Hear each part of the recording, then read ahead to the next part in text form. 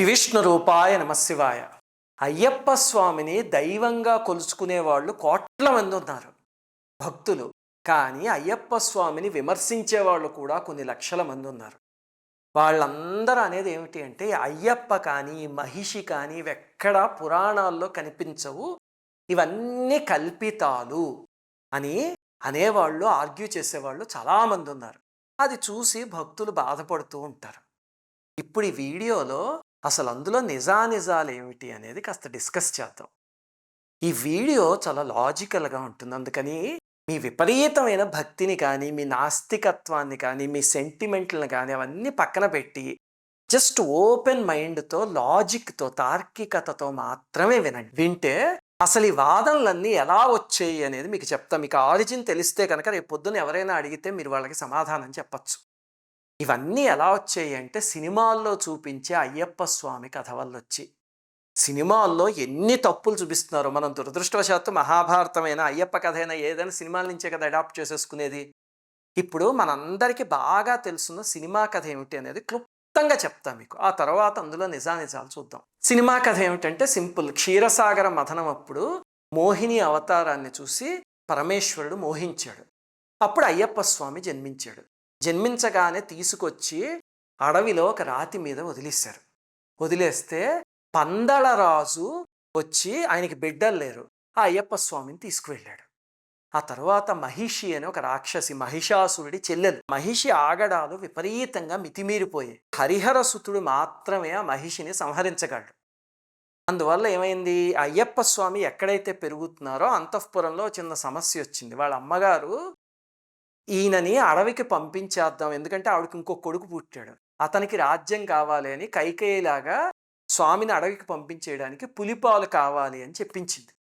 అప్పుడు స్వామి అడవికి వెళ్ళి మహిషి సంహారం చేసి లోక కళ్యాణం చేశాడు.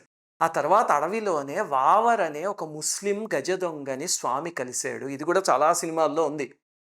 ఆ తర్వాత శబరి ఉంది కదా రామాయణంలో, ఆ శబరి తపస్సు చేసుకుంటూ ఉంటే ఆవిడ దగ్గరికి వస్తే, స్వామి రామచంద్ర మళ్ళీ వచ్చావా, నేను ఇక్కడ కొండ అయిపోతాను, నువ్వు నా పైన నివసించు అంటే అప్పుడు ఆ శబరి అనే కొండ పైన, శబరిమల మీద స్వామి కొలువు తీరాడు. అలాగే నైష్టిక బ్రహ్మచర్య స్వరూపంలో కొలువు తీరాడు.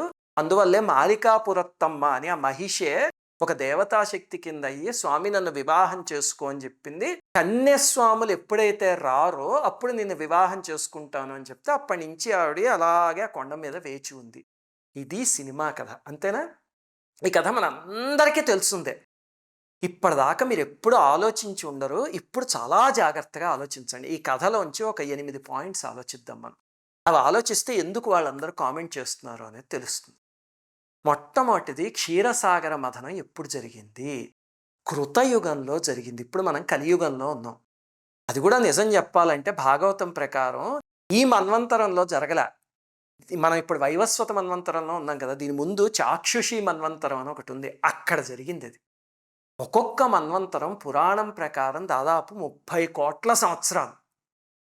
అంటే కిందటి మన్వంతరం కృతయుగంలో జరిగితే అక్కడ 30 కోట్ల సంవత్సరాలు. ఇప్పుడు ఈ మన్వంతరంలో అప్పుడే 3 యుగాలు వెళ్ళిపోయి కలియుగంలో ఉన్నాం. అంటే ఇంకొన్ని కోట్ల సంవత్సరాలు. ఇన్ని కోట్ల సంవత్సరాల ముందు జరిగితే అయ్యప్ప స్వామిని తీసుకొచ్చి ఆ పిల్లవాడిని అడవిలో ఒక రాయి మీద పెట్టారు. పెడితే పందళరాజు వెళ్ళి తీసుకొచ్చాడు. ఆయన ఎప్పటివాడు? 920 CE, అంటే మనకి దాదాపు 1000 సంవత్సరాల ముందు. అప్పటి రాజు, పందళ రాజ్యం అప్పుడు ప్రారంభమైంది, ఆ సమయానికి చెందిన ఆయన. అంటే కోట్ల సంవత్సరాల పాటు చిన్న పిల్లవాడు అలా అడవిలో రాతి మీద ఉండిపోయాడా? ఎలా సాధ్యం అండి అది? మొట్టమొదటి సందేహం రావాలి సినిమా చూస్తే మనకి, అంతేనా? ఇది చూసే అందరూ అయ్యప్ప స్వామిది కల్పిత కథ అంటారు. సరే, ఇంక రెండో పాయింట్ చూడండి. మహిషాసురుడి చెల్లెలు మహిషి ఇదిగో ఈ పనులన్నీ చేస్తోంది అన్నారు. పురాణం మీరు సరిగ్గా చూస్తే కనుక మహిషాసురుడి తండ్రి పేరు రంభాసురుడు. ఆయనకి అసలు పిల్లలు లేరు. లేకపోతే తపస్సు చేసాడు. అదంతా ఒక విచిత్రమైన కథ, మీకు తర్వాత చెప్తాలండి నేను. చివరికి అతని భార్య గర్భవతి అయినప్పుడు అతన్ని చంపేస్తారు ఎవరో. ఆ చితి మీద అతన్ని కాల్చేస్తూ ఉంటే చూస్తూ ఆ భార్య కూడా చితి మీదకి దూకేస్తే ఆవిడికి ప్రసవం అయి పుట్టినవాడు మహిషాసురుడు. అంటే మహిషాసురుడు పుట్టే సమయానికి తల్లి తండ్రి ఇద్దరు చనిపోయారు. మరి చెల్లెలు ఎక్కడి నుంచి వచ్చింది? ఆలోచించండి. ఇంకా మూడవ పాయింట్, మహిషి కూడా కృతయుగానికి చెందినదే. ఈ మహిషాసురుడిని అమ్మవారు చంపడం ఇవన్నీ కృతయుగంలో జరిగిన కథలు. మహిషాసురుడి సోదరైతే మహిషి కూడా ఆ యుగానికే చెందింది కదా! మరి అలాంటిది ఈ 10వ శతాబ్దానికి చెందిన పందలరాజు ఇంట్లో పెరిగిన అయ్యప్ప స్వామి పులిపాల కోసం వెళ్ళి మహిషిని చంపడం ఏంటి? ఎప్పుడు 10th సెంచరీలో. 10th సెంచరీలో అసలు ఎక్కడైనా మహిషి లాంటి రాక్షసులు ఉన్నారా? మహిషాసురుడు, హిరణ్యాక్షుడు, హిరణ్యకశిపుడు వీళ్ళందరూ కూడా పురాణ కాలానికి చెందిన వాళ్ళు. 10th సెంచరీలోకి ఎక్కడి నుంచి వచ్చారు?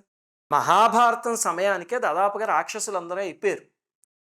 మీరు పందల రాజ్యం యొక్క కోట శాసనాలు అవన్నీ ఇప్పటికీ ఉన్నాయి. అవి చూస్తే ఎక్కడ ఈ మహిషి అనే రాక్షసి అసలు ఆ ప్రస్తావనే ఉండదు. మరి ఎలా వచ్చింది? ఆలోచించండి. అయ్యప్ప స్వామి అంటే భక్తి. సరే, నాకు కూడా అపారమైన భక్తి. నాకు అసలు శబరిమల వెళ్ళినప్పుడు అసలు ఆ స్వామిని చూసి మాటలో చెప్పలేను, పిచ్చెక్కిపోయింది అంతే. అంత సమ్మోహనంగా ఉన్నాడు స్వామి. కానీ ఇలాంటివన్నీ ఆలోచిస్తే ఎవరైనా క్వశ్చన్ చేస్తే వాళ్ళకి సమాధానం చెప్పడానికి మన దగ్గర ఆన్సర్స్ ఉండాలి. ఆలోచించండి ఒక క్రిటిక్ లాగా. ఇంకా 4వ పాయింట్ చూద్దాం. శబరికి స్వామి వరం ఇచ్చేట. ఏమిటంటే త్రేతాయుగంలో శబరి ఎక్కడో తపస్సు చేసుకుంటూ ఉంటే అయ్యప్ప స్వామి పులిపాలకు వెళ్ళొచ్చినప్పుడు అలా వెళ్తూ ఉంటే చూసి, స్వామి నువ్వు కనిపించావా అంటే, నువ్వు ఇక్కడ కొండ అయిపో అని వరం ఇచ్చేట. ఇది మనకి సినిమా కథనం. ఇది మీరు నిజంగా రామాయణంలోకి, వాల్మీకి రామాయణంలోకి వెళ్ళి చూస్తే శబరీమాత శ్రీరామచంద్రుణ్ణి కలుస్తుంది కదా, ఆ అధ్యాయం చివర్లో చూడండి. అది అరణ్యకాండలో వస్తుంది. అక్కడ తస్మిన్ ముహూర్తే శబరి దేహం జీర్ణ జిహాసతి అనుజ్ఞాతాతు రామేణ హుత్వాత్మానం హుతాశనే జ్వలత్ పావక శంకాశ స్వర్గమేవ జగామస అని చెప్పారు రామాయణంలో. అంటే రాముల వారి అనుజ్ఞ తీసుకుని శరీరం వదిలేసింది, ఆ శరీరాన్ని దహనం చేసేసారు, ఆ తర్వాత ఆవిడ పైలోకాలకి వెళ్ళిపోయింది అని ఉంది. మరి పైలోకాలకి వెళ్ళిపోయిన శబరి అయితే ఈ మన సినిమాలో శబరిమల దగ్గర శబరిని ఎలా కలిశారు స్వామి, ఆవిడ నువ్వే రాముడివి అంది, అవన్నీ అసలు ఎలా జరిగి? ఇవి చూసే వీళ్ళందరూ కల్పిత కథలు అంటున్నారు, ఎందుకంటే సినిమా కథలు అలా ఉన్నాయి. ఇంకా 5వది, అందరూ అనే మాట ఏమిటంటే వేదాల్లోనూ పురాణాల్లోనూ ఎక్కడా అయ్యప్ప లేరండి, మత మార్పిళ్ళు ఎక్కువైపోయి అవి ఆపడానికి అయ్యప్ప అనే దేవుణ్ణి సృష్టించి అయ్యప్ప దీక్షలన్నీ పుట్టించారు అని. ఎవరైనా ఒకటి గుర్తుపెట్టుకోండి, వేదాల్లో ఎక్కడుందండి చూపించి. ఈ మధ్య ఒక ఫ్యాషన్ అయిపోయింది, ప్రతి వాడు కూడా సనాతన ధర్మంలో ఉన్నవాడే వేదాల్లో ఎక్కడుందని చూపించండి. అడిగిన వాడిని నీకు వేదంలో ఏం వచ్చు, ఏం చదివా, ఒక అనువాకాన్ని చెప్పు అని అడగండి, పారిపోతాడు దెబ్బకి. వేదం అంటే ఏమిటో కూడా తెలియదు. కానీ ప్రతివాడు మహాత్ముల విషయానికి వచ్చినా, దైవ స్వరూపాల విషయానికి వచ్చినా ఇది అడగడం అనేది ఒక ఫ్యాషన్ అయిపోయింది. వేదాల్లో ఉంటే చెప్పండి అని. నువ్వేం వేదం చదివావో అని అడగాలి ఫస్ట్. చదివితే అప్పుడు అర్థమవుతుంది వేదాల్లో అయ్యప్ప ఎక్కడున్నాడు అనేది. మనం చూద్దాం, తర్వాత చెప్తాం మీకు. ఇంకా 6వది ఏమిటంటే చాలామంది చెప్పేది, అయ్యప్ప ఒక సైనికుడు. కేరళలో ఒకసారి అడవి దొంగలు విపరీతంగా దండయాత్ర చేస్తూ ఉంటే అప్పుడు జనాన్ని రక్షించటానికి ఆ అడవుల్లోంచి వచ్చిన ఒక సైనికుడు. ఆ తరువాత ఆయన వాళ్ళందరినీ సంహరించి జనానికి మంచి చేస్తే వాళ్ళు ఒక విగ్రహం పెట్టి పూజించుకుంటున్నారు. ఇది బాగా వ్యాప్తిలో ఉన్న విషయం. దీనికైతే కొన్ని చారిత్రకమైన ఆధారాలు కూడా ఉన్నాయి. ఇది కొన్ని శతాబ్దాల క్రితం జరిగిన విషయం అని చాలామంది చెప్తారు. ఆయనే అయ్యప్ప, దేవుడు కాదు అని. ఇంకా 7వది ఏంటంటే అందరూ చెప్పేది, అసలు వావర్ అనే ఒక ముస్లిం భక్తుడి కథ నిజమేనా? దీనికి 2 వర్షన్లు ఉన్నాయి. అవును నిజమే, అక్కడ ఒక మసీదు కూడా ఉంది ఎరుమలి దగ్గర, ఒక దర్గా, అదే వావర్ సమాధి అని చెప్పేసి విపరీతంగా నమ్మేసే వర్షన్ ఒకటి. 2వ వర్షన్ ఏం చెప్తారు అంటే, ఈ మణికంఠుడు అనే అయ్యప్ప స్వామి 10th సెంచరీకి చెందిన ఆయన, ఈ వావర్ అనే అతను 15th సెంచరీకి చెందిన అతను. దాంతో వీళ్ళిద్దరికీ సంబంధం లేదు, అది పూర్తి కల్పితము, మత సామరస్యాన్ని తీసుకురావడానికి ఊరికే కల్పించారు అని చెప్తారు. ఈ రెండిట్లో ఏది కరెక్ట్? రెండిటికి కూడా ఆధారాలు ఉన్నాయి, 2 తప్పే. ఏమిటి నిజం అది కూడా చూద్దాం మనం. ఇంకా ఆఖరి ప్రశ్న, మీరు అయ్యప్ప స్వామి పూజ ఎక్కడైనా చేస్తుంటే, పడి పూజ కానీ ఇలాంటివి, అక్కడ చూడండి ఎప్పుడు కూడా షోడశోపచార పూజ చేసిన పూర్ణ పుష్కళ అంబా సమేత శ్రీ అయ్యప్ప స్వామినే నమః ధ్యాయామి అని చదువుతారు. మరి పూర్ణ పుష్కళాంబ ఆయన భార్యలు అయితే కనుక ఆయన బ్రహ్మచారి ఏమిటి, మాలికాపురత్తమ్మ ఎవరు, ఆవిడ ఆయన్ని పెళ్లి చేసుకోవడానికి చూడటం ఏమిటి, ఆయన నైష్టిక బ్రహ్మచర్యం ఏమిటి, రెండింటికి ఎక్కడైనా సంబంధం ఉందా? ఇవి జనాలు అడిగే ప్రశ్నలు. అయ్యప్ప స్వామి చరిత్రలో అన్నిటికన్నా ఇబ్బందికరమైనది ఏమిటి అంటే, పురాణ సంబంధమైనవి కొన్ని ఉన్నాయి. అంటే శివకేశవులకి పుట్టటం, తరువాత మహిషిని సంహరించటం, ఈ మహిషి ఈ క్యారెక్టర్లు ఏవి పురాణాల్లో కనిపించవు. పురాణాలకి పక్కన ఉపాఖ్యానాలు కొన్నిటిలో ఈ మధ్య భక్తులు చేర్చిన ఉన్నాయి తప్ప డైరెక్ట్గా కనిపించవు. పోనీ ఈయన 10వ శతాబ్దానికి చెందిన ఆయన చరిత్రలో కనిపిస్తుందా అంటే, ఈ పందల రాజ్యం పాండ్య వంశానికి పుట్టిన పిల్ల. పాండ్య వంశం అనేది మనకి మహాభారత కాలం నుంచి ఎప్పటి నుంచో ఉంది. ఆ తర్వాత పందల రాజ్యం అనేది 10th సెంచరీ ప్రాంతంలో వచ్చింది. ఆ పందల రాజ్యం రికార్డ్స్ చూస్తే చరిత్ర పుస్తకాల్లో మీకు ఎక్కడా అయ్యప్ప కనిపించరు. అక్కడ వచ్చింది చిక్కు. అంటే పురాణాల్లోనూ లేదు, చరిత్రలోనూ లేదు. అందుకే అందరూ అయ్యప్ప స్వామి అంటే ఎవరో సృష్టించారు ఊరికి నేను అని సస్పెక్ట్ చేస్తూ ఉంటారు. ఇవన్నీ సందేహాల్ని పటాపంచలు చేయడానికి అసలు అయ్యప్ప స్వామి ఎక్కడి నుంచి వచ్చింది, వేదాల్లో నిజంగా ఉంది, అవన్నీ చెప్పడానికి ఎంతో రీసెర్చ్ చేసాం. ఆ రీసెర్చ్ అతి తొందరలో ఒక వీడియోలాగా మీ ముందుకు వస్తుంది. దానికి ముందు మిమ్మల్ని ఆలోచింప చేయాలని ఇదిగో ఈ వీడియో చేస్తున్నాం. చాలా వరకు మన బుర్రలన్నీ సినిమాల వల్ల బ్రెయిన్ వాష్ అయిపోయి, అది కాకుండా అసలు నిజం ఏమిటి అనేది ఆ వీడియోలో తెలుసుకుందాం. మీకు గతంలో తిరుమల వెంకటేశ్వర స్వామి అవతారం గురించి చెప్పాను, మీరు ఎంతో ఇష్టపడ్డారు ఆ వీడియోని. అలాగే పద్మావతీదేవి అవతారం, అదైతే ఎవరికి లక్ష్మీదేవి ఎవరు పద్మావతీదేవి ఎవరు తెలియకుండా ఉంటే ఆ అవతారం గురించి వీడియో చేసుకున్నాం. అరుణాచలం కొండ మీద దక్షిణామూర్తి ఉన్నారా, శమంతకమణి ఇప్పటికీ ఉందా, అలాంటివి ఎన్నో రీసెర్చ్ చేసి చేసుకుందాం కదా.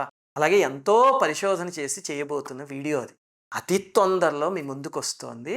అందుకని దానికోసం ఎదురు చూడండి. ఇప్పుడు అడిగిన ప్రశ్నలన్నిటికీ సమాధానం చెప్తా. అందులో ఆ తరువాత మిమ్మల్ని అయ్యప్ప స్వామి గురించి ఎవరు అడిగినా శాస్త్ర ప్రమాణాలతో వేద ప్రమాణాలతో మీరు వాళ్ళకి సమాధానం చెప్పచ్చు. ఇంకెవ్వరూ మిమ్మల్ని క్వశ్చన్ చేయలేరు.